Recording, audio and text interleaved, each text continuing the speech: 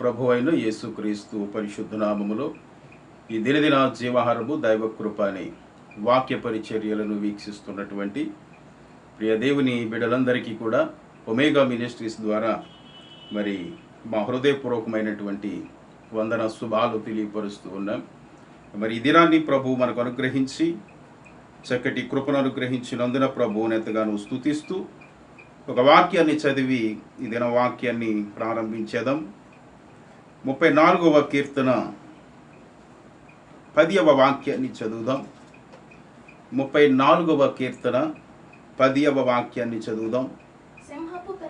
సింహపు పిల్లలు లేమి గలవై ఆకలిగొనును, యెహోవాను ఆశ్రయించు వారికి ఏ మేలు కొదువై ఉండదు. చిన్న ప్రార్థన చేసుకుందాం. వీక్షిస్తున్నటువంటి బిడ్డలందరూ కూడా గమనించి వీలైతే ప్రార్థనలో ఏకీభవించడానికి ప్రయత్నం చేయండి. ప్రార్థించుకుందాం. సర్వశక్తిమంతుడా, కృపాసత్య సంపూర్ణుడా, సర్వాధికారి, మా ఆరాధ్యుడా, సకల ఆశీర్వాదములకు కారణభూతుడవు, ఈ దినాన్ని కూడా మమ్మలను ప్రేమించి మాకు అనుగ్రహించి సజీవుల లెక్కలో జ్ఞాపకం ఉంచుకుని ప్రభువా, మీ జీవవాక్యమును ధ్యానించడానికి మాకిచ్చినటువంటి ధన్యతకై మీకు కృతజ్ఞతాస్తుతులు చెల్లిస్తూ ఉన్నాం. ఈ వీక్షిస్తున్నటువంటి బిడ్డలను అందరి కొరకు ప్రార్థిస్తూ ఉన్నాం. ప్రతి వారిని కూడా మీ కాపుదలలో భద్రపరచండి. ఈ దినదిన జీవాహారపు దైవ కృపని వాక్య సందేశాల ద్వారా ప్రతి కుటుంబము కూడా దీవించబడినట్లు, ఆశీర్వదించబడినట్లు మీ కృప చూపండి. అనేకులు వీక్షిస్తూ ఉన్నారు, అనేకులు సమాధానం ఇస్తూ ఉన్నారు, స్పందిస్తూ ఉన్నారు, ప్రార్థన అవసరతలు తెలియపరుస్తూ ఉన్నారు.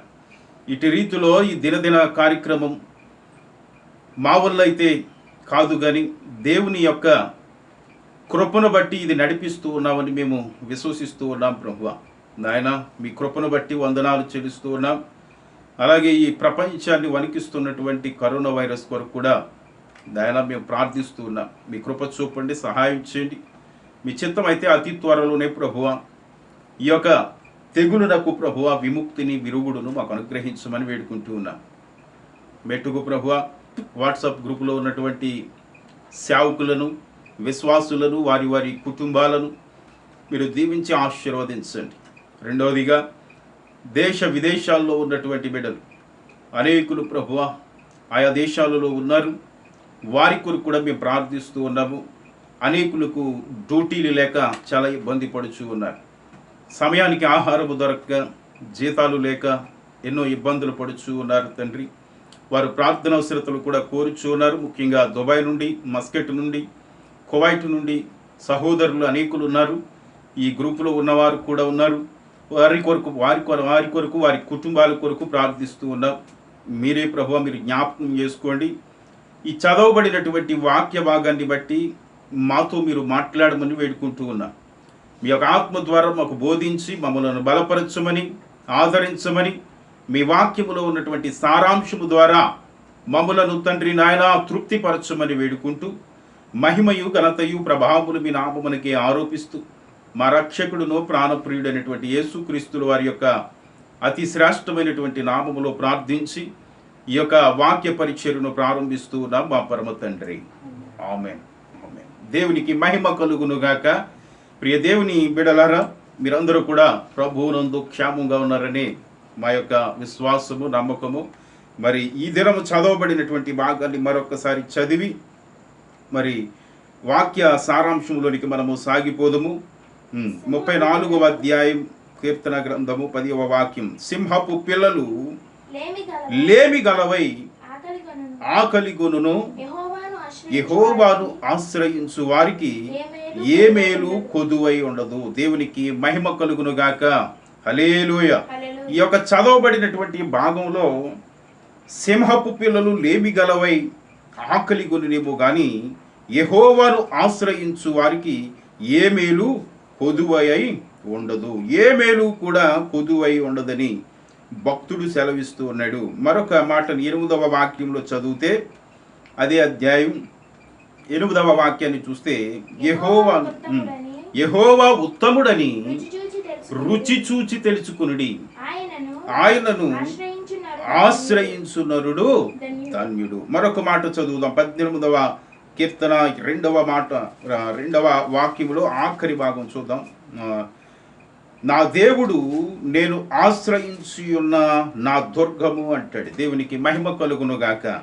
ఇక మొదటి కీర్తన 12వ వాక్యమును కూడా జ్ఞాపకం చేసుకుంటే ఆఖరి భాగం, ఆఖరి లైను అధ్యాయానికి ఆయనను ఆశ్రయించు వారందరూ కూడా ధన్యులు అంటాడు. దేవునికి మహిమ కలుగును గాక.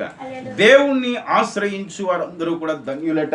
వారికి ఏ మేలు కూడా కుదువు ఉండదు అని దైవ వాక్యం సెలవిస్తూ ఉన్నది. ఇటువంటి వారు పరిశుద్ధ గ్రంథంలో ఎవరైనా ఉన్నారా అంటే ప్రముఖంగా దావీదును గురించి మనం ఆలోచన చేస్తే ఆయన నా ఆశ్రయ దుర్గము అంటాడు. నా ఆశ్రయ దుర్గము, ఆయన ఆశ్రయించి ఉన్న నా దుర్గము అంటాడు. నేను ఆశ్రయించి ఉన్న నా దుర్గము అంటాడు. ఎందుకని ఆయన అంతలా చెప్తూ ఉన్నాడంటే అనేక విషయాల్లో ఆయన దేవుణ్ణి ఆశ్రయించినట్లుగా సాక్ష్యాలు మనం చూస్తూ ఉంటాం. ఆయన ఆశ్రయించు వారు ఏ విధంగా వారు పోషించబడ్డారు, లేదా కాపాడబడ్డారు, రక్షించబడ్డారు. అనేక భక్తులు లేదా రాజులు మనకు సాక్ష్యం ఇచ్చుచూ ఉన్నారు. ముఖ్యంగా ఈ యొక్క అంశాన్ని ఎందుకు తీసుకుంటూ ఉన్నామంటే ఒక వ్యక్తిని మీకు పరిచయం చేయాలంటే ఒక రాజు యొక్క చరిత్రను మీకు తెలియపరచాలని ఆశతో ఈ యొక్క మాటను తీసుకున్నాం. మనం ఒక హెడ్డింగ్ పెట్టుకుందాం ఈ యొక్క వర్తమానానికి. ఇది యెహోవాను లేదా ఆయనను ఆశ్రయించు నరుడు ధన్యుడు అనే హెడ్డింగ్ పెట్టుకుందాం. లేదా ఆయనను ఆశ్రయించు వారందరూ కూడా ఏమిటట? ధన్యులు. అర్థమవుతుంది ఆ వాక్యం నేను చెప్పేది? స్పందన ఉండాలి. అవునా? ఏమని పెట్టుకోవాలన్నా? ఆయనను ఆశ్రయించు నరుడు ధన్యుడు కదా. ఎలా చెప్తున్నాడా, ఏం చెప్తున్నాడా అని చాలామంది చూసి వాళ్ళు కూడా ఆలోచన చేస్తారు. అర్థమైందా? ఏం చెప్తున్నాడా, ఏంటి, బాగా చెప్పాడా లేదా, మార్కులు వేద్దామా, లేదంటే పర్వాలేదులే అని కామెంట్ చేసే వాళ్ళు కూడా లేకపోవాలి. ఈ వర్తమానం చూసినప్పుడు ఆ బ్యాచ్లో మనం ఉండకూడదు. వాక్యాన్ని మనం ఎప్పుడైతే ఆశ్రయిస్తామో, వాక్యమై ఉన్నటువంటి దేవుణ్ణి మనం ఎప్పుడైతే ఆశ్రయిస్తామో, మనకి ఇటువంటి భయంకరమైనటువంటి తెగులు కాలంలో కానీ, కరువు కాలంలో కానీ, లేమి కాలంలో కానీ ఏం పొందుకుంటామట? ఏ మేలు కొదువై ఉండక మనం ఏమైపోతాం? పోషించబడతాము, ఆదుకోబడతాం, ఆశ్రయించబడతాం. వాస్తవానికి ఇక్కడ 34వ కీర్తన ఆ చిన్న చిన్న అక్షరాలతో ఉంటుంది. ఎప్పుడు ఆ కీర్తన రచించాడు అనేది ఏమనుందట అక్కడ చూడండి. దావీదు భక్తుడు దావీదు అబీమెలెకు ఎదుట వెర్రివాని వలె ప్రవర్తించి అతని చేత తోలివేయబడిన తరువాత రచించిన కీర్తన. దేవునికి మహిమ కలుగునుగాక. అతడు ఒక ప్రమాదంలో చిక్కుకున్నాడు, భయంకరమైనటువంటి కష్టంలో ఉన్నాడు, ఇక ఆఖరి గడిలో ఉన్నాను అనుకున్నాడు. ఆ సందర్భాన్ని మనం చూస్తే పాత చరిత్రలో ఇక ఆయన బ్రతకలేనేమో అనుకున్నాడు. అయితే ఆయన బ్రెయిన్ కానీ, మాట కానీ అన్నీ కూడా క్రమంగానే పనిచేస్తూ ఉన్నాయి. ఆ రాజు చంపేతుడు లేదా అక్కడ ఉన్నటువంటి సైన్యము ద్వారా మరి అతడు హతము కాబోయేటువంటి వాడు. కానీ అక్కడ సమయోచితమైనటువంటి జ్ఞానము దేవుడు అనుగ్రహించి ఎవని వలె ప్రవర్తించాడట? వెర్రివాని వలె ప్రవర్తించాడు. వెర్రివాడంటే ఎవరు? వెర్రుడని ఎవరంటారు చెప్పాలి? వెర్రివాడని ఎవరంటారు?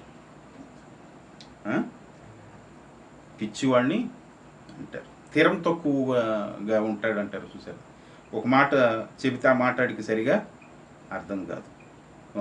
చాలామంది మనం రోడ్ల మీద చూస్తూ ఉంటాం పిచ్చివాళ్ళు. వాడు ఇప్పుడు మన కాలముగా ఈ ఏరియాలో చూస్తే ఒక వ్యక్తి ఎప్పుడు కూడా ఏం చేస్తుంటాడు? కనిపించలేదు ఎప్పుడు? మీరు పట్టించుకుంటే కదా మీరు ఎప్పుడైనా. ఒక వ్యక్తి ఏం చేస్తుంటాడు? రోడ్డు అడ్డంగా కూర్చుని రాస్తూ ఉంటాడు. అవునా? రాస్తూ ఉంటాడు ఇళ్ళగా. ఎందుకని? ఇంతకీ అతనికి తెలుగు రాదు. అప్పుడే దగ్గరగా ఒక 7-8 సంవత్సరాల నుంచి ఉంటున్నట్టు అతను. చాలా నుంచి ఉంటున్నాడు.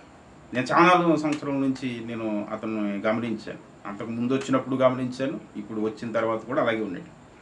తిరం తక్కువడైనా కానీ పిచ్చోడైనా కానీ అలాగే బ్రతుకుతున్నాడు. ఎవరొకరు ఏదో ఒకటి పెడుతూ ఉన్నారు, అలా తింటూ బ్రతుకుతున్నాడు. ఇక్కడ దావీదు అన్నీ క్రమంగా పనిచేస్తున్నప్పటికీ కూడా ఆ ప్రమాదం నుండి తప్పించుకోవాలని బుర్ర పని చేయట్లేనట్టుగా పిచ్చివాడిగా వెర్రివాడిగా ఏం చేస్తున్నాడట, అక్కడ ప్రవర్తిస్తున్నాడు. ఆ రాజు అప్పుడు ఇతడు పిచ్చివాడిని చంపినా ఒకటే చంపకపోయినా ఒకటే అని చెప్పి ఏం చేస్తాడట, రాజు ఏం చేశాడు, తోసి వేశాడా తోలు వేశాడా, తోలు వేశాడు. తోలు వేసేయడం అంటే ఇంకా అతని దగ్గర నుండి వెళ్ళగొట్టేశాడు. వెళ్ళగొట్టిన తర్వాత ఆయన రచించాడట.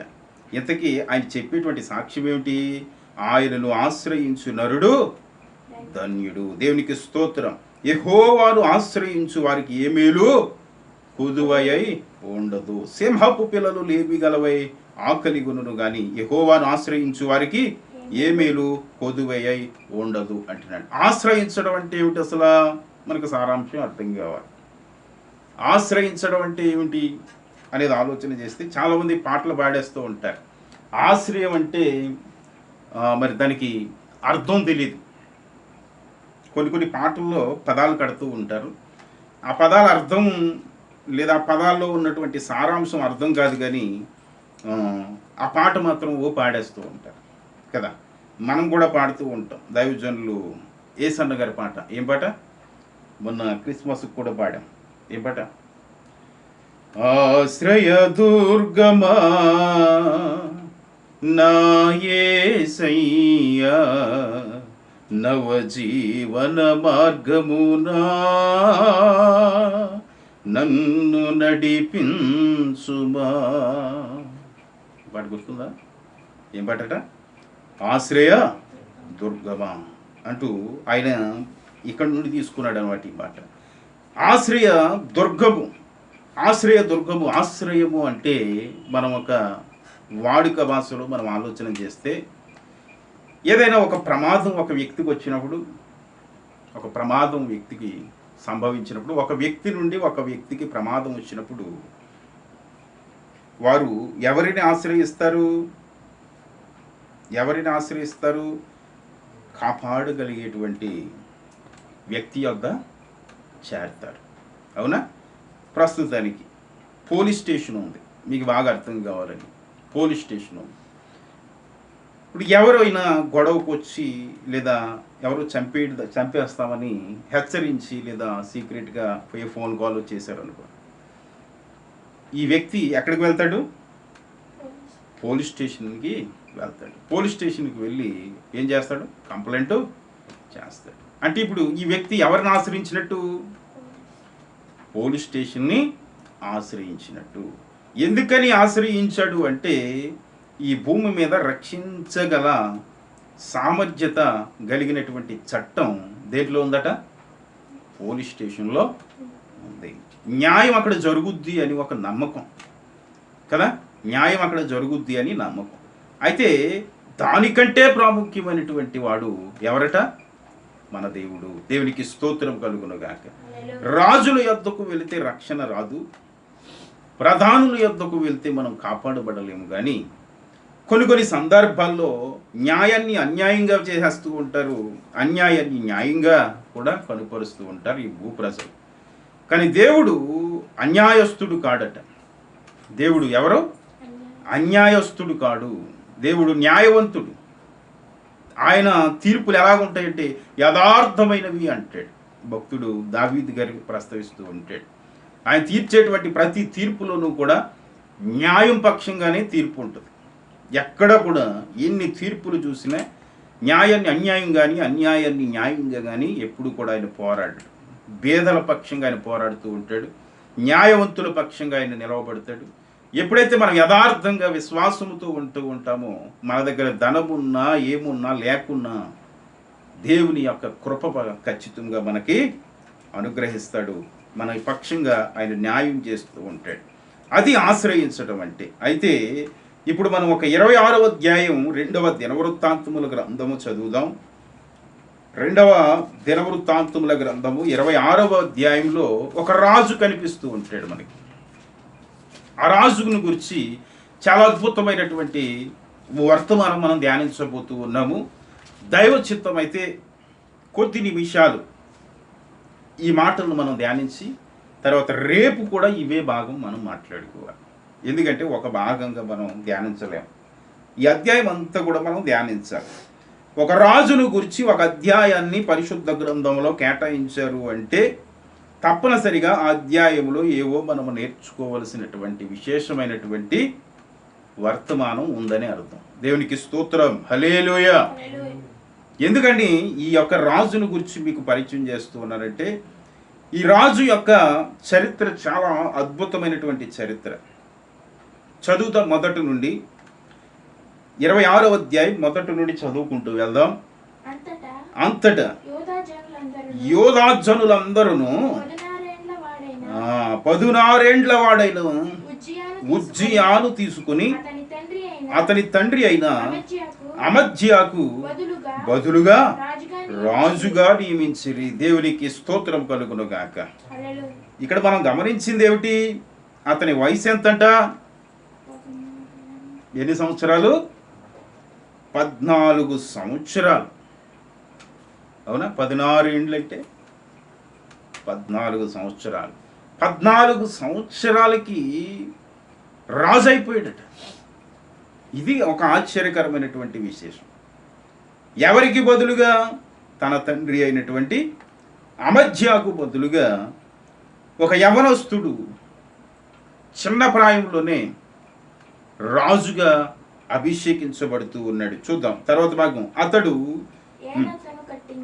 ఏలతును కట్టించి రాజుకు తన తండ్రి అతని పితరులతో కూడా నిద్రించిన తరువాత అది యోధా వారికి తిరిగి వచ్చినట్లు చేసెను. దేవునికి మహిమ కలుగును గాక. ఎక్కడైతే తండ్రి తన పితరుల ద్వారా ఏదైతే చేజార్చుకుంటూ ఉన్నారో ప్రజలు, వాటిని మరలాట తిరిగి వచ్చినట్లుగా చేశాడట. ఇక 3వ అధ్యాయం 3వ వాక్యాన్ని చూస్తే ఉజ్జియా ఏలనారంభించినప్పుడు 16 ఏండ్ల వాడై యెరూషలేములో 52 సంవత్సరములు ఏలెను. అతని తల్లి యెరూషలేము కాపురస్తురాలు, ఆమె పేరు యెకోల్యా. అతని తండ్రి అయిన అమజ్యా చర్య అంతటి ప్రకారము యెహోవా దృష్టికి యథార్థముగా ప్రవర్తించెను. దేవునికి మహిమ కలుగును గాక. ఇక్కడ చదవబడినటువంటి మాటలు ఏమిటంటే ఆయన 14 సంవత్సరాలకే ఏమైపోయాడట? ఆయన రాజు అయిపోయాడు. 14 ఏండ్లకి రాజు అయిపోయి ఎన్ని సంవత్సరాలు వెళ్ళాడట? అక్కడ ఉంది కదా, నా ముఖం చూస్తారేంటి? యెరూషలేములో ఎన్ని సంవత్సరాలు? 52 సంవత్సరాలు. ఎన్ని సంవత్సరాలు?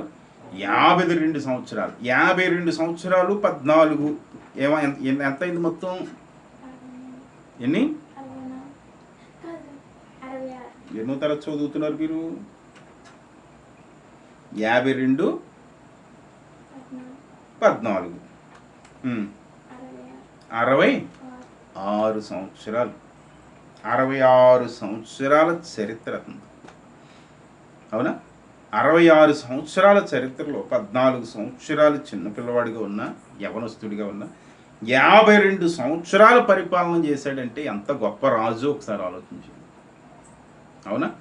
ఎంత అద్భుతమైనటువంటి పరిపాలన చేసి ఉంటాడు. అక్కడ గమనిస్తే మనము తన తల్లి అట ఎక్కడ కాపురస్తురాలట? యెరూషలేము కాపురస్తురాలు. ఆమె పేరు యెకోల్యా. అవునా? ఆమె పేరు యెకోల్యా. అతడు తన తండ్రి అయిన అమజ్యా చర్య అంతటి ప్రకారము యెహోవా దృష్టికి యథార్థముగా ప్రవర్తించాడట. దేవునికి స్తోత్రం కలుగును గాక. ముఖ్యంగా ఆయనలో ఉన్నటువంటి మంచి శ్రేష్టమైనటువంటి క్వాలిటీ ఏమిటంటే ఎలా ప్రవర్తించాడట? అతడు యథార్థంగా ప్రవర్తించాడు. మీకు నిద్ర వస్తుందా? మరి సమాధానం ఎందుకు ఎవరు చెప్పాలి కదా సురుగ్గా? ఎందుకు కనెక్ట్ అవ్వట్లేదు? బ్రెయిన్ లెవెల్ ఎక్కడన్నా ఉన్నాయా? ఏదో ఆలోచన చేస్తూ వాక్యం వినకూడదు. చాలా ప్రాముఖ్యమైనటువంటి జీవం కలిగినటువంటి వాక్యాన్ని మనం ధ్యానిస్తూ ఉన్నాం. స్పందన ఉండాలి. స్పందనకి ప్రతిస్పందన అనేది చాలా ప్రాముఖ్యం. నిద్రపోతూ వాక్యాన్ని వినకూడదు, అది మరలా తిరిగి రాదు. ఇక్కడ ఏమని ఉందట? యథార్థముగా ప్రవర్తించాడట. ఎవరి దృష్టికి? యెహోవా దృష్టికి. దేవునికి స్తోత్రం కలుగునుగాక. మనుష్యుల దృష్టికి యథార్థంగా ప్రవర్తించటం గొప్పతనం కాదు, కానీ ఎవరి దృష్టికి యథార్థంగా ప్రవర్తించాలి? యెహోవా దృష్టికి యథార్థముగా ప్రవర్తించాలి. దేవుడు మనల్ని చూస్తూ ఉంటాడు, మన అంతరంగాన్ని పరిశీలిస్తూ ఉంటాడు. దేవుడు చూచినప్పుడు మన హృదయము కానీ, మన ప్రవర్తన కానీ, మన ఆలోచనలు కానీ, ముఖ్యంగా ఏమిటది? మన ఆలోచనలు, మన ఊహలు. ఊహలంటే తెలుసా? ఊహలు వేరు, ఆలోచనలు వేరు. ఊహ పుడుతుంది, తర్వాత ఆలోచన ప్రారంభమవుతుంది, తర్వాత మైండ్లో నుండి క్రియగా మార్చబడుతుంది. అవునా? ఎలాగట? మొదట ఏం పుడుతుంది? ఊహలు. ఊహ నుండి ప్రారంభమవుతుంది. అందుకే నోవాహు కాలంలో తండ్రి అయిన దేవుడు వారి యొక్క ఊహలను చూసి మరీ చెడ్డవని గమనించాడట. ఊహలే చెడ్డవటవని. మన వాక్యాలు వింటూ ఉన్నామంటే ఏదో ఊహిస్తూ ఉంటాం, ఏదో ఆలోచన చేస్తూ ఉంటాం. దేవుని వాక్యానికి ఎప్పుడైతే ప్రాధాన్యత ఇవ్వలేదో దేవుడికి తెలిసిపోతుంది మన హృదయం. హృదయాంతరంగాలను పరిశీలించువాడు అని ఆయనకు పేరు. మనం ఇంత శ్రేష్టమైనటువంటి సమయంలో దేవుని వాక్యాన్ని ధ్యానిస్తూ ఉన్నప్పుడు, దేవుడు ఏర్పరుచుకున్నటువంటి ఒక రాజును గురించి మనం ధ్యానిస్తూ, ఎందుకని పరిశుద్ధ గ్రంథంలో ఇతని చరిత్ర విమిడిచి లిఖించి మనకి అందుబాటులో ఉంచారు అనేది ఆలోచన చేస్తే, ఇందులో దేవుని కార్యాలను మనం గమనించాలి. సోకు పట్టుకుని తిరగడానికి కాదు బైబిల్. ఈ పాత నిబంధనలో ఎందుకని పాత కాలంలో నుండి, ఆదిమ కాలంలో నుండి చరిత్ర అంతా కూడా వ్రాయబడ్డది అంటే, దేవుని కార్యాలను పరిశీలిస్తామని, మనం గ్రహిస్తామని, దేవుని యందు విశ్వాసం ఉంచుతామని. అనేక రాజుల, అనేక న్యాయాధిపతులు, అనేక ప్రవక్తలు, అనేక దైవజనులు, అనేక విశ్వాసులు, స్త్రీలు, పురుషులు, వారందరి చరిత్ర ఎందుకు లిఖించారు అంటే, దేవుడు వారి వారి పట్ల ఏవైతే జరిగించారో, వారేమో దేవుని పట్ల ఏ విధంగా నడుచుకున్నారో ఇవన్నీ మనం పరిశీలించి, మనలో ఉన్నటువంటి కొన్ని లోపాలను, కొన్ని దేవునికి విరోధమైనటువంటి ఆలోచనలు, ఊహలను మనం సరి చేసుకుంటామని, దిద్దుకుంటామని ఈ చరిత్రలో రాశారు. పరిశుద్ధాత్మ ప్రేరేపణ ద్వారా వ్రాయబడినటువంటి ఈ గ్రంథవాక్యాలను మనం ధ్యానిస్తూ ఉన్నప్పుడు, మన ఆలోచనలే కావచ్చు, ఊహలే కావచ్చు, మన దేహమైన, శరీరమైన, లేదా మన యొక్క ఆత్మైన వాక్యం యొక్క నిలకడగా మనం ఏం చేయాలట? ఆలోచన చేయాలి. చక్కగా రెండు చెవులు కూడా వాక్యానికి ఇవ్వాలి. ఒక వ్యక్తి తెలుసు, లూదియా అనే వ్యక్తి. తన ఉదారంగు పొడిని అమ్ముకుంటూ, ఏం పొడిని? ఉదారంగు పొడి వ్యాపారం అంటామట. ఆమె వ్యాపారం ఒక ప్రక్క చేస్తూ, పౌలు గారి ప్రక్కన కొందరు స్త్రీలతోటి, పురుషులతోటి ఆయన మాట్లాడుతూ ఉన్నారు. ఎవరి గురించి? యేసు ప్రభువుని గురించి. ఈమెమో ప్రక్కన కింద కూర్చుని వ్యాపారం చేసుకుంటూ ఉంది. వ్యాపారం చేసుకుని ఆవిడ వ్యాపారాన్ని చూసుకోవాలి. కానీ అక్కడ పౌలు గారు ఏం చెబుతూ ఉన్నారో ఒక చెవిట ఏం చేసిందట? లక్ష్యం ఉంచిందట. ఏం చేసింది? లక్ష్యం ఉంచిందట పౌలు గారి మాటలు. ఆ మాటలు విని విని విని విని ఇంతకీ వ్యాపారం సంగతి విడిచిపెట్టింది. ఆ మాటల్ని హృదయంలో చేర్చుకుంది. ఆ మాటల్ని హృదయంలో చేర్చుకుని ఈ మీటింగ్ అంతా అయిపోయిన తర్వాత ఈ దుకాణాన్ని పక్కన పెట్టి లొంగటి పౌలు గారి దగ్గరికి వెళ్ళింది. నేరుగా పౌలు గారి దగ్గరికి వెళ్ళి, అయ్యా, మీ ప్రసంగం అంతా నేను విన్నాను, మీ మాటలను విన్నాను, దేవుడు అంటే ఏంటో నేను తెలుసుకున్నాను గనుక ఎమర్జెన్సీగా ఆలస్యం చేయకుండా మేము రక్షణ తీసుకోవాలని అనుకుంటున్నాము గనుక ఇప్పుడు రక్షణ ఇవ్వడం కుదురుద్దా అని పౌలు గారితో సంభాషణ మొదలుపెట్టగా పౌలు గారిని అడిగింది. మీరు తప్పనిసరిగా మా ఇంటికి రావాలని వేడుకుంది. పౌలు గారు ఇంకా అంతకంటేనా, ఒక ఆత్మ రక్షించబడుద్ది అంటే ఆయన ఆకలి మానేస్తాడు, నిద్ర మానేస్తాడు, ఎంత ఎమర్జెన్సీ బిజినెస్ ఉన్నా కానీ దాన్ని పక్కన పడేస్తాడు. ఏం చేస్తాడు? ముందు వెళ్ళిపోయి ఆత్మను రక్షిస్తాడు. ఆయన వెళ్ళాడు, ఆయనతో పాటు ఉన్నటువంటి పరిచారికులు వెళ్ళారు, వాళ్ళకి ఇంకా బలమైనటువంటి వాక్యాన్ని ప్రకటించారు. చక్కగా ఆ కుటుంబాన్ని అంతటిని కూడా ఏం చేశారు? బాప్తిస్మిచ్చి రక్షించారు. అప్పుడు తర్వాత మరలా ప్రయాణం. వేరే చోటకు వెళ్ళారు. అక్కడ ఆల్రెడీ కొంత గొడవ జరిగింది. అది అపోస్తుల కార్యాల్లో జరుగుతుంది.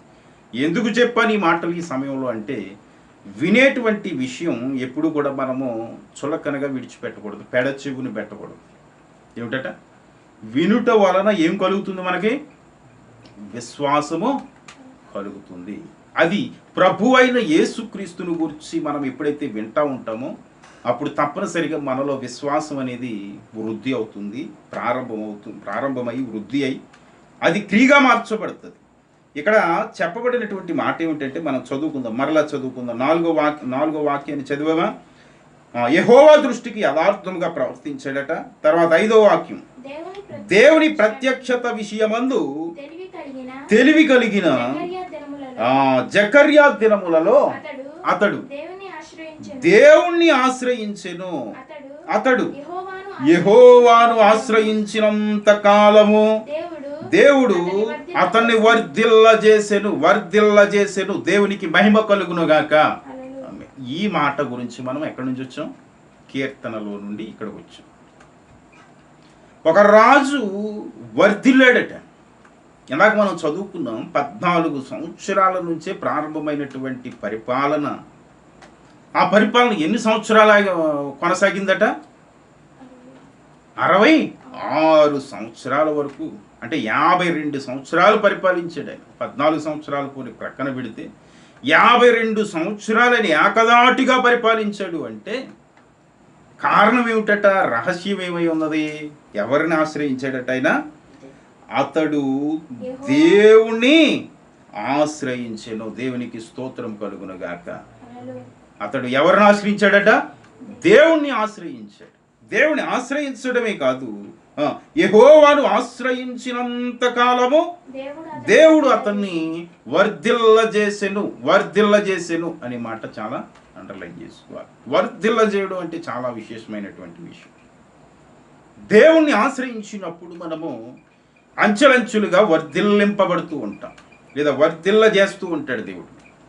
ఎప్పుడైతే మనము దేవుని మీద సంపూర్తిగా మనం ఆనుకుంటామో, దేవుని వాక్య ప్రకారం మనం నడవాలనుకుంటాము, దేవుని వాక్య ప్రకారం మనం ఆలోచన చేస్తాము, దేవునికి ప్రాధాన్యత ఎప్పుడైతే మన హృదయంలో ఇస్తామో అదే ఆశ్రయించడం అంటే. దేవునికి స్తోత్రం.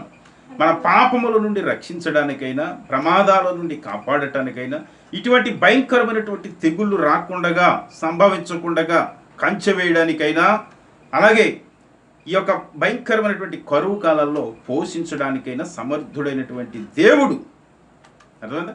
సమర్థుడైనటువంటి దేవుణ్ణి ఆశ్రయించాలి. దేవునికి స్తోత్రం కలుగునుగాక. ఇతడు దేవుణ్ణి ఆశ్రయించాడు. అంతకు ముందు మనం చదువుకున్న దేవుని యొక్క దృష్టికి యథార్థంగా ప్రవర్తించాడు. అది అండర్లైన్ చేసుకోవాలి. మొదటి పాయింట్ ఏమనుందట? యెహోవా దృష్టికి యథార్థంగా ప్రవర్తించాడట. ఇక రెండవదిగా ఏం చెప్పాడు? అతడు దేవుణ్ణి ఆశ్రయించాడు. అవునా? యథార్థంగా ప్రవర్తించాడు. 2, దేవుణ్ణి ఆశ్రయించాడు. వ్యర్థమైనటువంటి వాటి మీద ఆశ్రయిస్తూ ఉంటారు చాలామంది ప్రజలు. ఏం ఆశ్రయిస్తూ ఉంటారంటే మనుష్యులను నమ్ముతూ ఉంటారు. అవునా? ఎవరు నమ్ముతారు? మనుష్యులను నమ్ముతారు. ఏదో ధన సహాయం చేస్తారని, ఏదో ఆశ్రయం కల్పిస్తారని, ఏ యొక్క కార్యాల ద్వారా వారిని కాపాడుతారని మనుష్యుల మీద విశ్వాసం ఉంచుతూ ఉంటారు చాలామంది. మనుష్యుల మీద ఆనుకుంటూ ఉంటారు. అతడు నాకు సహాయం చేస్తానన్నాడండి అని ఆ మాట మీదే ఉంటాడు. కానీ వాక్యం సెలవిస్తూ ఉన్నది, యెహోవాను ఆశ్రయించు వారందరికీ అట ఏమి లోటు ఉండదో, ఏ మేలును కొదువ ఉండదట. ఏ మేలును కొదువ ఉండదంటాడు. ఆయనను ఆశ్రయించు వారందరూ కూడా అంటే ధన్యులట. దేవునికి స్తోత్రం. 52 సంవత్సరాలు పరిపాలన చేశాడు అంటే ఈ రాజు ధన్యుడా కాదా? చెప్పాలి. ధన్యుడా కాదా? చాలామంది రాజులు ఇంకా కనిపిస్తూ ఉంటారు మనకి. కొందరు రోజుల లెక్కనే పరిపాలన చేశారు. ఎలాగా? కొందరు రోజుల లెక్కనే పరిపాలన చేశారు. మరి కొందరు కేవలం కొన్ని నెలల మట్టుకే పరిపాలన చేశారు. వీరు రోజులలోనూ నెలల్లోనూ వీళ్ళు తొలగిపోయారు. కొందరు సంవత్సరాలు పరిపాలన చేశారు, కానీ చివరికి వద్దులో ఒక పరిస్థితి ఎలా ఉందంటే 0 అయిపోయింది. ఏమైపోయింది? 0. మనం చెప్పుకున్నాం సౌలు చరిత్ర. మొట్టమొదటిగా ఇశ్రాయేలీయుల మీద రాజుగా అభిషేకించబడినటువంటి సౌలును గురించి మనం క్లుప్తంగా ధ్యానించాం. ఏమైంది చివరి కొద్దిలోకి? అతడు ఏమయ్యాడు? హఠాత్తుగా మరణించాడు. ఎలా మరణించాడట? హఠాత్తుగా మరణించాడు. తన వారసుడైనటువంటి యోనాతాను కూడా తనతో పాటు మరణించాడు. నీరసిల్లిపోయింది కుటుంబం. ఈ యొక్క భూమి మీద ఆ రాజ్యాధికారం తీసి ఎవరికి ఇచ్చాడటప్పుడు దేవుడు? దావీదు యొక్క కుటుంబానికి ఇచ్చాడు. లేదంటే సౌలు గారి యొక్క చరిత్ర అలాగా వర్ధిల్లుతూ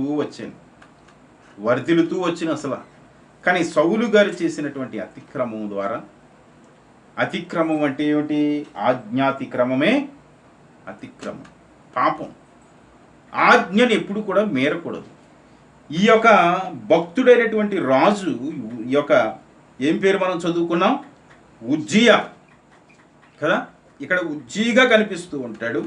2వ రాజుల గ్రంథము 15వ అధ్యాయంలో మనకి అక్కడ అజర్యాగా కనిపిస్తూ ఉంటాడు. ఇదే రాజు. అయితే ఇప్పుడు మనకు అవసరం లేదు, కానీ ఒక పార్ట్ మనం ధ్యానిస్తే సరిపోద్ది. అవసరమైతే ఒకవేళ రేపు దినం మనం ఆ భాగంలోనికి కూడా మనం వెళ్దాం. ఇతని పేర్లు 2 పేర్లు పరిశుద్ధ గ్రంథంలో మనకు కనిపిస్తూ ఉన్నాయి. ఒక పేరు ఏమిటట? ఉజ్జియా. 2వ పేరు ఏమిటి కనిపిస్తుంది? అజర్యా. అది కూడా మీరు నోట్ చేసుకోండి. 15వ అధ్యాయం 2వ రాజుల గ్రంథము మొదటి వాక్యము నుండి ఉంటుంది. మొదటి వాక్యము నుండి ఈ మాటలు ఉంటాయి. 2వ రాజుల గ్రంథము 15వ అధ్యాయం. ఓకే, అయితే అది అవసరమైతే రేపటి దినం మనం ఒకసారి తిరిగేద్దాం అది కూడా. అయితే ఇక్కడ 2 విషయాలు మనం గమనించాము. ఒకటి, యెహోవా దృష్టికి యథార్థంగా ప్రవర్తించాడట. రెండవదిగా దేవుణ్ణి ఆశ్రయించాడట. ఆశ్రయించినంతకాలము దానికి ప్రతిఫలంగా ఏమొచ్చిందట? వర్ధిల్లడం వచ్చింది. వర్ధిల్లడం అంటే దీవించబడటం, ఆశీర్వదించబడటం, విస్తరించడం. అవునా? అంచెలంచెలుగా దీవించబడటం. దేవునికి స్తోత్రం కలుగునగాక. 14 సంవత్సరాల కేవలం వయసు అయింది. ఆ 14 సంవత్సరాల నుంచి నిజంగా అతడు ఎంత భక్తుడై ఉన్నాడో చూడండి. ఈరోజు వయసు పెరుగుతూ ఉంది కానీ భక్తి పెరగట్లేదు ప్రజల్లో. ఎవరిలో? ప్రజల్లోనా, విశ్వాసుల్లో, లేదా యవనస్తుల్లోనా? యవనస్తుల్లో. 14 సంవత్సరాలకి అతడు దేవునికి లోబడ్డాడు. 14 సంవత్సరాల వయసులో దేవుని వాక్యానుసారంగా జీవిస్తూ ఉన్నాడు. దేవుని దృష్టికి యథార్థముగా జీవిస్తూ ఉన్నాడు. ఇది చాలా ప్రాముఖ్యమైనటువంటి విషయాలు. యవ్వన కాలములో దేవుని యొక్క కాడి మోయిటట చాలా మేలట. దేవునికి స్తోత్రం. ఎలాగట? యవ్వన కాలంలో దేవుని యొక్క కాడి మోయిట ఏమిటట? మేలు. ఏం మేలు? చక్కగా ఇలా వర్ధిల్లుతాడనమాట. ధన్యుడని ఒక శ్రేష్టమైనటువంటి పేరు ఆ వ్యక్తికి కలుగుతుంది. ఇప్పుడు తర్వాత వచ్చిన చూద్దాం. అతడు బయలుదేరి ఫిలిస్తీయులతో యుద్ధము చేసి గాతు ప్రాకారమును, యబ్నే ప్రాకారమును, అష్టోదు ప్రాకారమును పడగొట్టి అష్టోదు దేశములోను ఫిలిస్తీయుల ప్రదేశములలోను ప్రాకారపు పురములను కట్టించెను. ఫిలిస్తీయులతోనూ గోర్భయులతోనూ నివసించిన అరబ్బీలతోనూ యెహూనీయులతోనూ మెహూనీయులతోనూ అతడు యుద్ధము చేయగా దేవుడు అతనికి సహాయము చేసెను. దేవునికి స్తోత్రం కలుగునుగాక. ఎన్ని జాతుల వ్యక్తులతో, ఎన్ని రకాల వ్యక్తులతో, ఎన్ని దేశస్తుల వ్యక్తులతో ఏం చేశాడట? అతడు యుద్ధము చేశాడట. యుద్ధం చేసినప్పుడు దేవుని నుండి ఏం కలిగింది? సహాయం కలిగింది. దేవునికి మహిమ కలుగునుగాక. తర్వాత వాక్యం చూద్దాం. అమోనీయులు ఉజ్జియాకు పన్నిచ్చువారైరి. ఎవరట? అమోనీయులు ఉజ్జియాకు పన్నిచ్చువారై ఉన్నారు. పన్ను ఇచ్చేవారంటే అర్థమైందా? ఆ కాలంలో పన్ను కట్టేవారు. ఏం కట్టేవారు? పన్ను కట్టేవారు. ఎవరైతే జయించారో వారి కింద దాసులుగా వీరు బ్రతికేవారు. వాస్తవానికి కొన్ని విషయాల్లో ఇశ్రాయేలీలు కూడా చాలా వ్యక్తులకు దాసులై ఉండేవారు. మిద్యానీయులకు కానీ, మరి ఇంకా అనేకులు ఎదోమీయులు ఇటువంటి వారందరికీ కూడా న్యాయాధిపతులు మనం చూస్తే వీరు చాలా దీనస్థితిలో కొన్ని సమయాల్లో వీరు కూడా పన్నిచ్చేటువంటి సమయాలు కూడా వచ్చినాయి. దేవుడు వీరిని హెచ్చరించినప్పుడు లేదా బుద్ధి నేర్పినప్పుడు వీరిని కూడా శత్రువులకు అప్పగించేవారు. అయితే ఇక్కడ ఈ వ్యక్తి పరిపాలనలో అనేక రాజులు అనేక దేశాలు వారు ఎలా ఉన్నారట, అనేకులు ఈయన క్రింద దాసులుగా ఉన్నారు. ఎలా ఉన్నారట? దాసులుగా ఉన్నారు. పన్ను కట్టేవారంటే దాసులే. ఓకే, పన్ను కడుతూ ఉండేవారు. తర్వాత ఏమనుంది? అతడు అధికముగా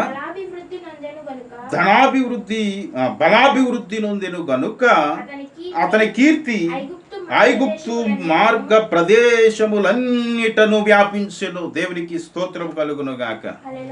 అతనికి ఏం కలిగి ఉన్నదట? అధికముగా బలాభివృద్ధి నొందెను అంటున్నాడు. దేవునికి స్తోత్రం కలుగును గాక. దేవుణ్ణి ఆశ్రయిస్తే ఏం కలుగుతూ ఉన్నాయనేది మనం ఆలోచన చేస్తూ ఉన్నాం.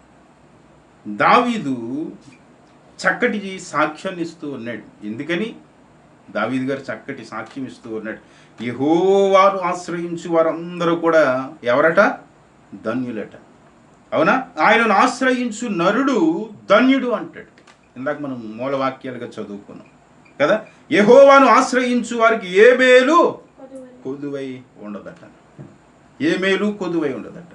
ఎప్పుడైతే దేవుని ఆశ్రయించడం ప్రారంభించాడో ఈ వ్యక్తి దినదినము ఎలా ఉందంటే ఇతని ఆత్మీయ జీవితం, ఇతని రాజ్య పరిపాలన, రాజ్యము వర్ధిల్లుతూ వస్తుంది. బలాభివృద్ధి పొందాడట. ఏమిటట? బలాభివృద్ధి. ఈరోజు మనం ఆలోచన చేస్తే ఇజ్రాయెల్ దేశం గురించి ఉండటానికి బెడ్డ ముక్కలకి ఇంత దేశం ఉంటుంది అనకూడదు, కానీ ఎంత ఉంటుంది? బెడ్డ ముక్క అంత దేశంగా ఉంటుంది. కోసం మన ఇండియా పక్కనే ఏదో చిన్న బెడ్డ ముక్క ఉన్నట్టు ఉంటుంది. అర్థమైంది? కానీ ఆ దేశ పవర్, శక్తి, బలం ఎంత ఉంటుందో తెలుసా? ప్రపంచాన్ని జయించేటువంటి శక్తి ఆ దేశంలో ఉంది. అంత జ్ఞానం, అంత సామగ్రి, యుద్ధ సామగ్రి, అంత దైవ కృప వారికి ఉంది. అర్థమైంది? వారిని ఓడించేవాడు ఎవడు లేడు వాస్తవానికి. అంత గొప్పగా దేవుడు దీవించి ఆశీర్వదిస్తూ ఉన్నాడు.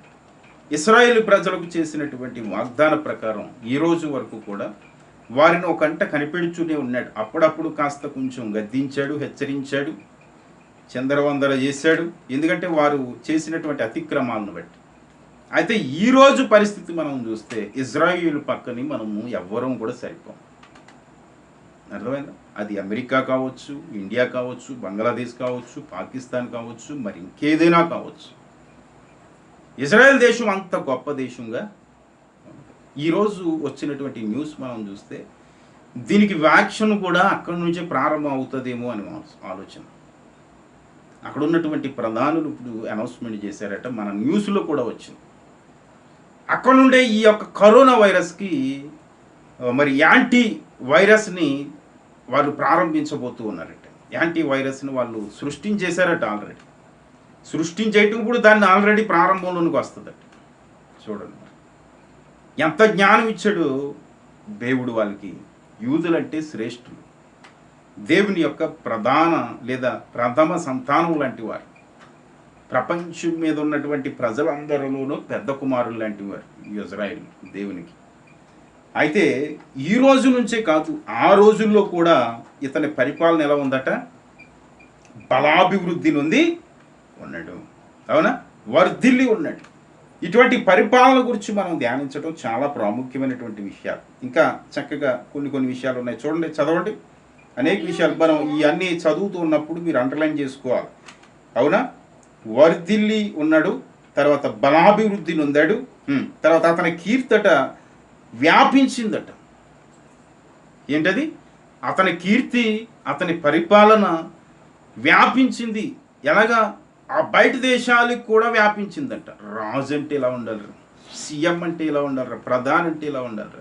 పక్క రాష్ట్రాల్లో ఒక మంచి నిర్ణయాలు తీసుకున్నారు అనుకోండి, ఓ పలానా సీఎం గారు, పలానా ప్రధాని గారు, పలానా దేశ ప్రధాని గారు ఇటువంటి చక్కగా ప్రజల గురించి ఇటువంటి మంచి నిర్ణయాలు తీసుకున్నారని గొప్పగా చెప్పుకుంటారు చూసావా, అది కీర్తి వ్యాపించడం అంటే. ఒక దేశమును గురించి, ఒక పరిపాలకుని గురించి మరొక దేశ ప్రజలు చెప్పుకోవడమే కీర్తి వ్యాపించడం అన్నమాట. ఏమిటట కీర్తి వ్యాపించడం అంటే? బయట ఉన్నటువంటి దేశాలు, దూర దేశాలు వారు గొప్పగా చెప్పుకుంటూ ఉంటారు. అర్థమైందా? అలాగా ఈయన కీర్తి వ్యాపించిందంట. ఎక్కడ? ఐగుప్తు ఏమైనా ఉంది అక్కడ చూడండి. ఐగుప్తు మార్గ ప్రదేశములు వ్యాపించింది అంటున్నాడు. ఐగుప్తు అంటే చాలా పురాతన దేశం అన్నమాట. ఆ మార్గం రాజమార్గం ఒకటి ఉంటుంది, మనకు తెలుసు.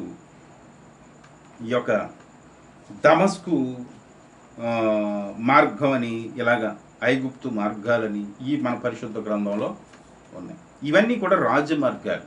ఈ మార్గం అంతట్లో కూడా వ్యాపించేసి ఉండేదట ఈయన కీర్తి.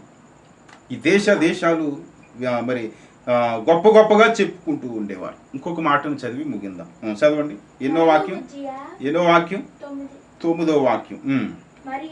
మరియు ఉజ్జియా యెరూషలేములో మూల గుమ్మము దగ్గరను పల్లపు స్థలముల గుమ్మము దగ్గరను ప్రాకారపు మూల దగ్గరను దుర్గములను కట్టించి గుమ్మములు దిట్టపరచెను. దేవునికి స్తోత్రం కలుగునుగాక. అదియుగాక షెపేల ప్రదేశములోను మైదాన ప్రదేశములోను అతనికి విస్తారమైన పశువులుండగా అతడు అరణ్యములో దుర్గములు కట్టించి అనేకమైన బావులు తవ్వించెను.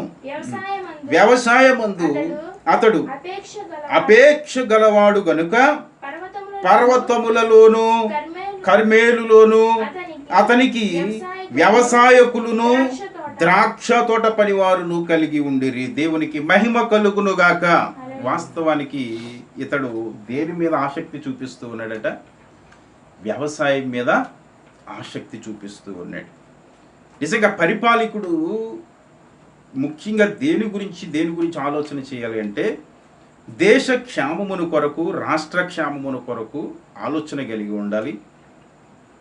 శత్రు సైన్యము వచ్చి దేశానికి కానీ రాష్ట్రానికి కానీ ప్రమాదాన్ని తలపెట్టకుండా కాపుదలగా భయంకరమైనటువంటి ప్రాకారాలు నిర్మించుకోవాలి, లేదా సరిహద్దులు బలపరుచుకోవాలి.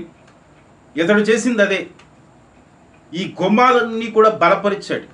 శత్రువు ఈ యొక్క పట్టణంలోనికి రానివ్వకుండా, ఈ శత్రువు వచ్చి ప్రజలను దోచుకోనివ్వకుండా, వారికి కలిగినటువంటి సంపద మరి దొంగలు వచ్చి మరి పట్టుకోకుండా, లేదా వారిని చెరపట్టుకోకుండా తను ఏం చేసుకున్నాడట? చుట్టూ కంచె బలపరుచుకున్నాడు. దేవునికి స్తోత్రం కలుగునుగాక. పరిపాలకుడికి మంచి మంచి లక్షణాలు ఉంటాయి. అది సీఎం అయినా, మరి ప్రధాని అయినా, ఎవరైనా దేశ పరిపాలకులు, దేశ నాయకులకి. ఇతడు చాలా జ్ఞానవంతుడు. ఏం చేస్తున్నాడు? ముందు చుట్టూ కంచె వేసుకున్నాడు, చుట్టూ గుమ్మాలు బలపరుచుకున్నాడు. ఎక్కడైతే బార్డర్లు ఉన్నాయో, ఎక్కడైతే గేట్లు ఉన్నాయో ఆ గేట్లన్నిటినీ కూడా ఏం చేసుకున్నాడట? బలపరుచుకున్నాడు. అవునా? స్థిరపరుచుకున్నాడు, జాగ్రత్త పరుచుకున్నాడు. పరుచుకుని పైగా ఈయన ఏం చేస్తున్నాడు? లోపల సింహాసనం వేసుకుని చక్కగా రాజభవనంలో పడుకోవట్లేదు. కానీ అతడు దేని మీద గురి పెట్టాడు? వ్యవసాయం మీద గురి పెట్టాడు. దేవునికి స్తోత్రం కలుగునుగా. రైతులను ప్రేమించడం ప్రారంభించాడు. అనేకులకు కూలి పనులు చెబుతూ ఉన్నాడు. ఎడారిగా ఉన్నటువంటి ప్రాంతాలని వ్యవసాయ పొలాలుగా మారుస్తూ ఉన్నాడు. గొప్ప పరిపాలకుడు ఈయన. ఈయన గురించి లోతుగా ఆలోచన చేస్తే ఏమి నాటుతున్నాడు అక్కడ? చూడండి, ఏమి నాటుతున్నాడు అక్కడ. మనం మరలా చదువుదాం. ద్రాక్ష తోట. అవునా? ద్రాక్ష తోట అని రాయబడి ఉంది. చూసారు అక్కడ ఏం చేశాడు? అరణ్యములో దుర్గములు కట్టించి అనేకమైన బావులు తవ్వించాను. ఇదొక మాట. చక్కగా ఏం తవ్వించాడు? బావులు తవ్వించాడు. బావులు ఎందుకు తవ్వించాడు అంటే ఏ ప్రజలు కూడా, ఏ పశువులు కూడా దాహముతో మరణించకూడదు అని. దేనితో? దాహముతో మరణించకూడదని ఈ రాజు ఎటువంటి పనులు చేస్తున్నాడు అనేది ఆలోచన చేయాలి. ఈ పరిపాలకుడు, ఈ అధికారి చక్కటి ఆలోచనలు. మొదటిగా ప్రజలు క్షేమంగా ఉండాలి అంటే ఏం చేయాలనుకున్నాడు? ప్రాకారాలు బంధించాలనుకున్నాడు, బంధించాడు. జయించవలసింది జయించాడు, అనేక రాజులను ఓడించాడు, చక్కగా బలపరుచుకున్నాడు, ఒక పట్టణాన్ని గ్రౌండ్ వేసుకున్నాడు. తర్వాత లోపల ప్రారంభించాడు, బావులు తవ్వాడు. ఏం చేశాడట? బావులు తవ్వాడు. నీరు కొదువు లేకుండా చేసుకున్నాడు పరిపాలనలో. నీరు కొదువు లేకుండా చేసుకున్నాడు. రెండవదిగా ఏం చేస్తున్నాడు? వ్యవసాయాన్ని ప్రారంభిస్తున్నాడు. వ్యవసాయాన్ని ప్రారంభించడం ద్వారా అనేకులకు పని కూడా కల్పిస్తూ ఉన్నాడు. ఎవరు కూడా పని లేకుండా ఉండరు అనమాట. ఈ లోపలే చేసేది ఇదంతా కూడా. వ్యవసాయానికి చక్కగా ఎడారి ప్రాంతాల్లో బాగు చేసి నీటిని కలిగించి అక్కడ ఏమి నాటుతూ ఉన్నాడు? ద్రాక్ష తోటలో నాటుతూ ఉన్నాడు. దేవునికి స్తోత్రం. వాళ్ళ ఏరియాలో అక్కడ ద్రాక్ష తోటలు. ఇప్పుడు మన ఏరియాలో ఉన్నదనుకో, మనం ఏమి వేస్తాం? వ్యవసాయం, ధాన్యం పండిస్తాం. ఎక్కువగా ఏం పండిస్తాం? ధాన్యం పండిస్తాం. వాస్తవానికి ఈరోజు రైతుకి మన పరిపాలకులు ఎంతవరకు సహకరిస్తూ ఉన్నారు అనేది ఆలోచన చేస్తే, సరిగా సమయానికి నీరు దొరకదు, అవునా? సమయానికి ఎరువులు దొరకవు, సమయానికి రుణాలు దొరకవు. కానీ రైతు లేకపోతే దేశానికి ఏమి లేదట?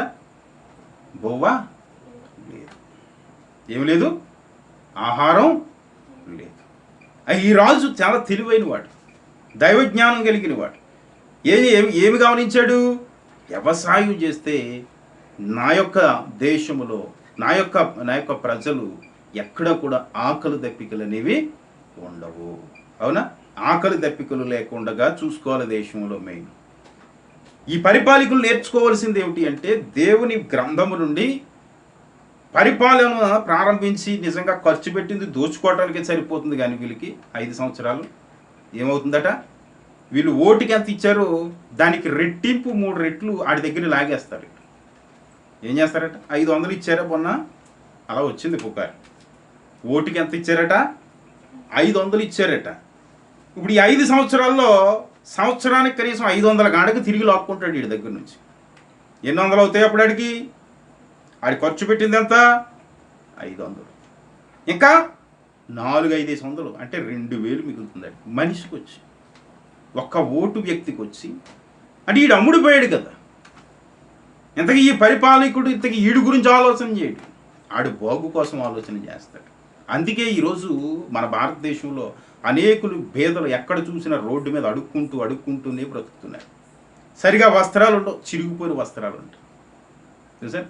చక్కగా పరిపాలకుడు ఎప్పుడైనా సరే వ్యవసాయం మీద గురి పెడితే ఆ రాజ్యం వర్ధిల్లుతుంది. దేవునికి స్తోత్రం. ఆకలి దప్పికలు ఉండవు అక్కడ, ఆకలితో అలమటించరు ప్రజలు. ఈరోజు చూడు, చాలామంది రోడ్ల మీద ఈ కరోనా వైరస్ వచ్చింది కదా, వాళ్ళు ఆ గుప్పుడు ఆహారం కొరకు ఎంతో ఎదురు చూస్తూ ఉన్నారట. మనకు తెలియదు కదా. మనకు చక్కగా కుండలో అన్నం వస్తుంది, తినే టైంకి ప్లేట్లో ముద్ద ఉంటుంది.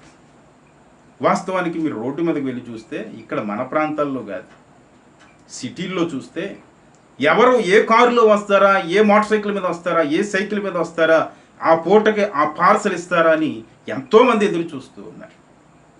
వీళ్ళు వలస కూలీలు, ఆయా ప్రాంతాల నుంచి, ఆయా రాష్ట్రాల నుంచి ఆయా కంపెనీలు పిలువబడితే వచ్చి ఆ పనులు చేస్తూ ఆ కంపెనీలు మూసివేయడం ద్వారా రెక్కాడితే డొక్కాడనటువంటి పరిస్థితులు ఈరోజు ఆ ముద్ద ఆహారం దొరక్క ఎంతో రోధించినటువంటి కుటుంబాలు ఉన్నాయి.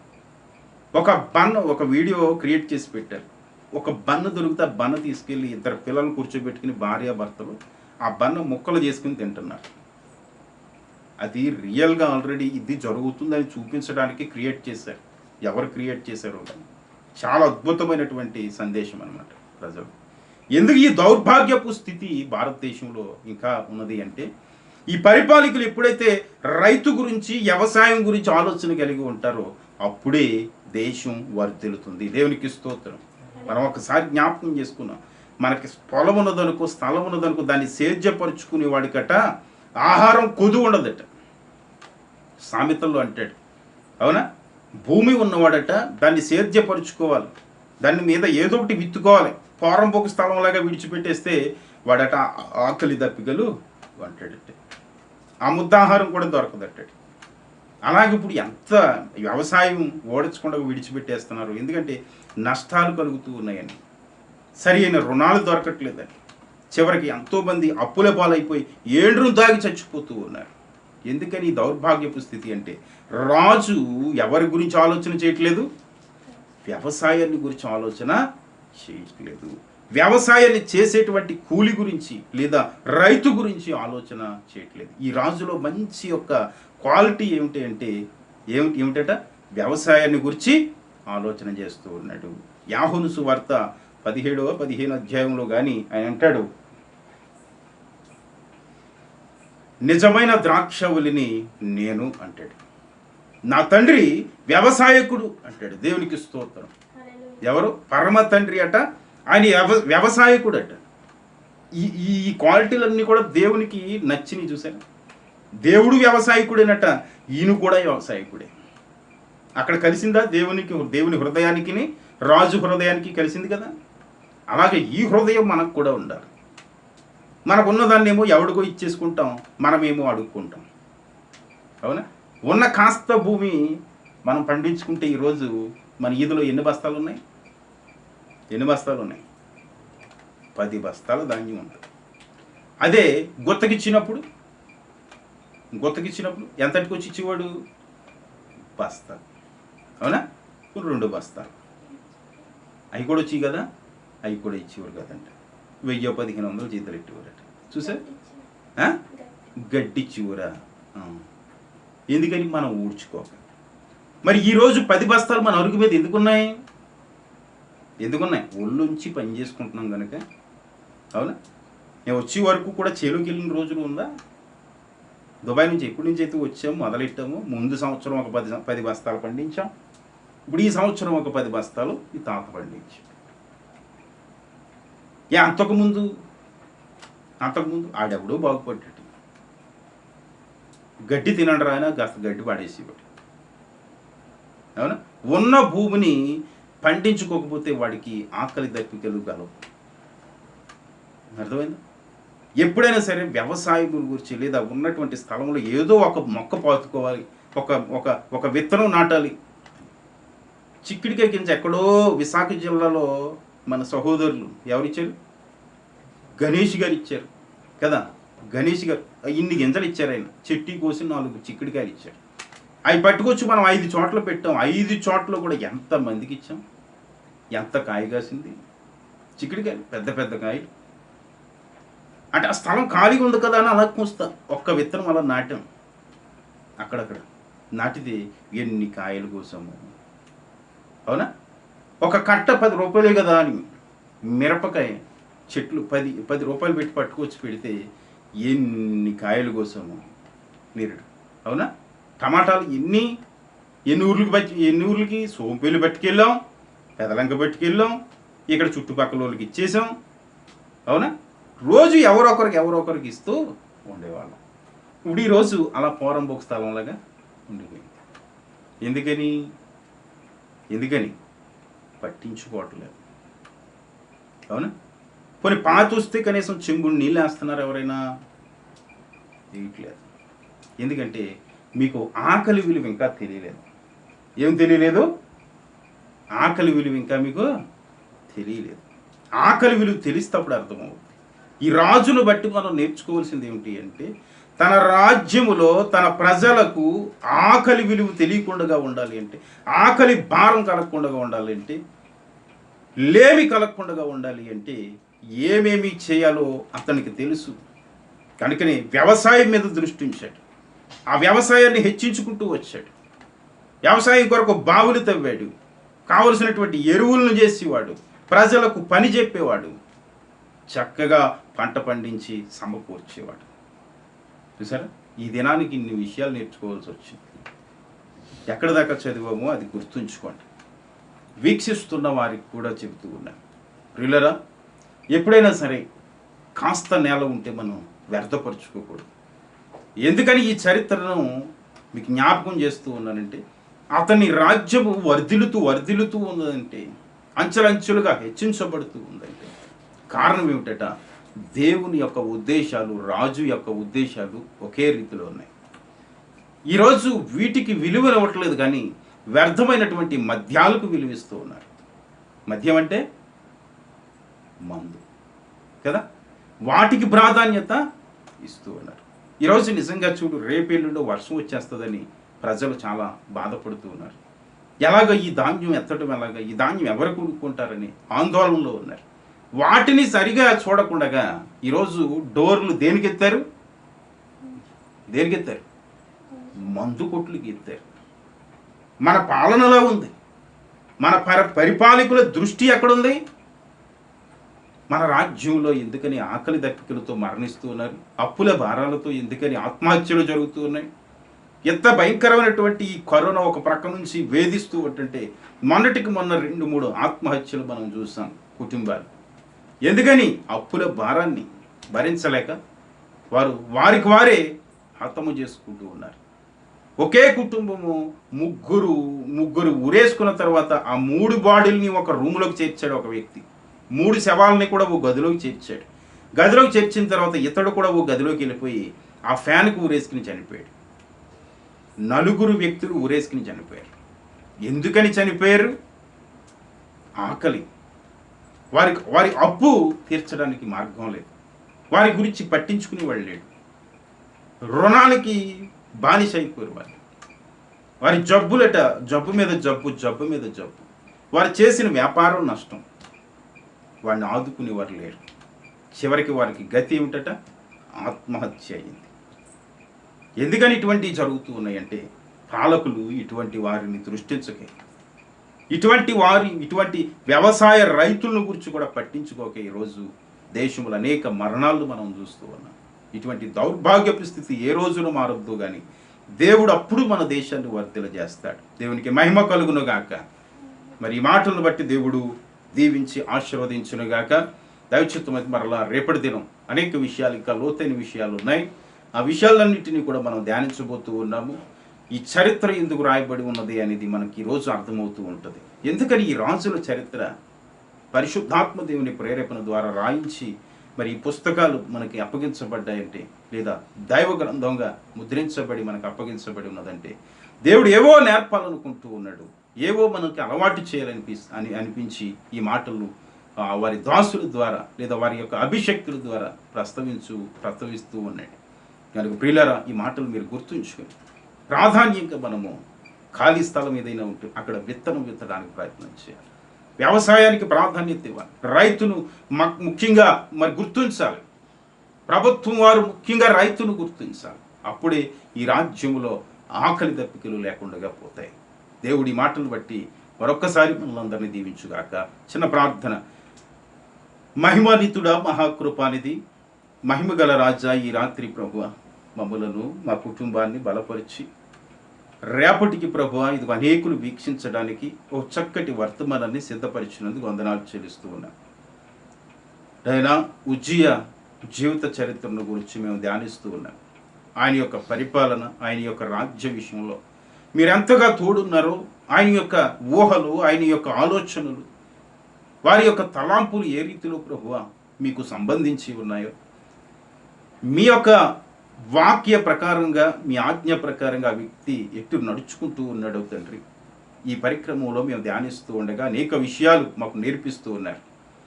ఈ వీక్షిస్తున్నటువంటి బిడ్డలలో కూడా ఒక గొప్ప మార్పును అనుగ్రహించండి.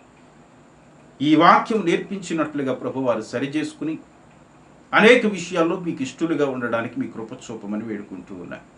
ముఖ్యంగా నాయన ఈ దినదిన పరిచర్యను మీరు దీవించి ఆశీర్వదించండి. అనేకులు ప్రతిస్పందన చేస్తూ ఉన్నారు. వారి కొరకు కూడా ప్రార్థిస్తూ ఉన్నాను. ప్రార్థనావసరత చెబుతూ ఉన్నారు. వారి కొరకు కూడా ప్రార్థిస్తూ ఉన్నాము. వారి కుటుంబాలని మీరు కంచెవేసి భద్రపరచమని వేడుకుంటూ ఉన్నాం. ఆ యొక్క స్వదేశ విదేశాల్లో ఉన్నటువంటి బిడ్డలను, ఆయా ప్రాంతాలలో పనిచేస్తున్నటువంటి బిడ్డలను మీరు కాచి కాపాడమని వేడుకుంటూ, మీ దైవచిత్తం అయితే ప్రభువా మరలా రేపటి దినం తండ్రి మీ వాక్యమనే పొలములో మేము ధ్యానించడానికి మీ కృప చూపమని వేడుకుంటూ, ప్రతి వారిని గ్రూపులో ఉన్నటువంటి కుటుంబాలను, సేవకులను, వారి పరిచర్యలను మీ ఆత్మకు అప్పగిస్తూ కృపా క్షేమములతో నడిపించమని వేడుకుంటూ, మహిమయు ఘనతయు ప్రభావములు మీ నామమునికి ఆరోపిస్తూ మా రక్షకుడును ప్రాణప్రియుడైనటువంటి యేసుక్రీస్తుల వారి యొక్క నామములు మికిలి వినయముతో ప్రార్థించి పొంది ఉన్న మా పరమ తండ్రి. Amen. Amen. Praise the Lord. Praise the lord.